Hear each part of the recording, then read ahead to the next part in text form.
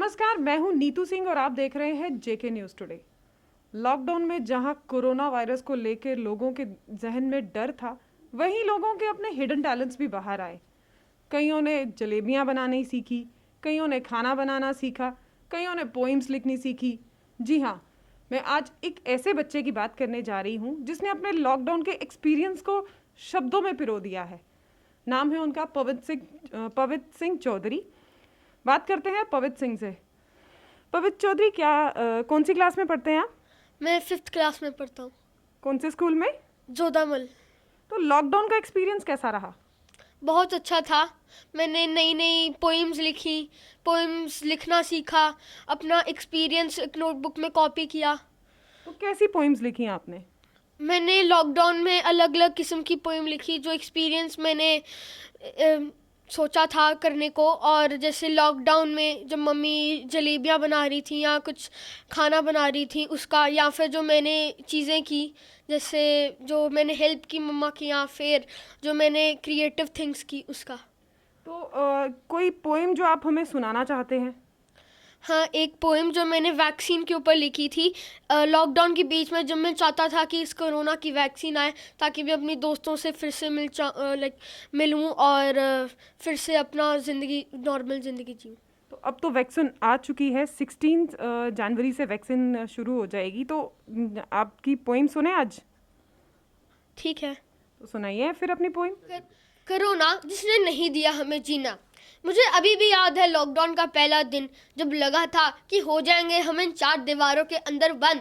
पर पहली स्माइल तो तब आई जब मम्मी ने पहली बार गरम गरम जलेबियां बनाई। इस लॉकडाउन ने लोगों को बहुत तंग किया। कभी पापा को शेफ बनाया तो कभी बहन ने भाई को चोटी करना सिखाया। पर सच कहूँ तो बहुत मज़ा आया। इस लॉकडाउन ने लोगों की खुशियाँ और बढ़ा दी। बच्चे हो या बूढ़े मिलकर बातें करते थे। रोज रात को 3 बजे तक ताश खेलना और फिर ऐसे सोना जैसे जिंदा लाश। रोज सुबह सुबह लोगों की मौतों का पता करना कि कौन मरा था, क्यों मरा था, कैसे मरा था, कि कोई अपना तो नहीं था। डर लगता था, बहुत डर लगता था। अब आ चुका है कोरोना का अंत। थोड़ी सी दर्द होगी पर जिंदगी फिर से मिल जाएगी।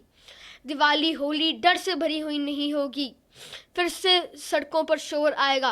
पर एक चीज़ जो नहीं बदलेगी कि अगली पीढ़ी के लोगों के लिए ये विश्वास करना बहुत मुश्किल होगा कि हम तो 4 दीवारी के अंदर बंद रहते थे पर फिर भी खुलकर जीते थे। अब आ गया है कोरोना का दोस्त, इसलिए अब इस बीमारी पर पड़ जाएगा रोक। शुक्रिया। वाकई में बहुत मज़ेदार आपकी पोइम थी और वाकई में टैलेंट आपका काफ़ी मज़ेदार है।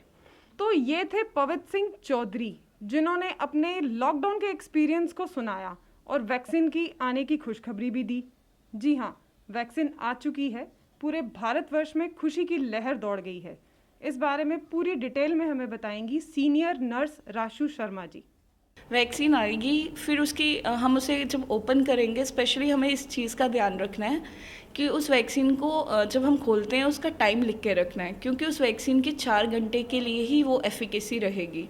अगर 4 घंटे से वो ज़्यादा हो जाता है तो हमें उस वैक्सीन को डिस्कार्ड करना है। उस वैक्सीन की क्वांटिटी रहेगी 0.5 ml। एक फाइल जो होगा उससे हम 10 डोजेज़ दे सकते हैं, मतलब उसमें 5 ml टोटल होगा। और उसके साथ इंट्रामस्कुलर उसका रूट रहेगा। और स्पेशली हमें ध्यान रखना है कि हमें वैक्सीन इंजेक्ट करने से पहले और बाद में हमें कॉटन के साथ रब नहीं करना, उसे एज इट इज़ रहने देना। फिर वैक्सीन देने के बाद हमें उन्हें 4 की पॉइंट्स बताने हैं कि आपको कोविड, फर्स्ट वन इज़ कि आपको कोविड वैक्सीन मिल गया है। दूसरा, हमें उन्हें बताना है कि अभी तक आप जो भी प्रिकॉशंस यूज़ करते थे, wearing of mask, use of sanitisers, social distancing, आपको उसका अभी भी वैसे ही ख्याल रखना है। तीसरा कि आपको जैसे फर्स्ट डोज के लिए मैसेज आया था कि इस दिन आपको इस टाइम पे आना, सेम ऐसे ही मैसेज आ जाएगा कि आपको सेकेंड डोज किस दिन मिलना है। और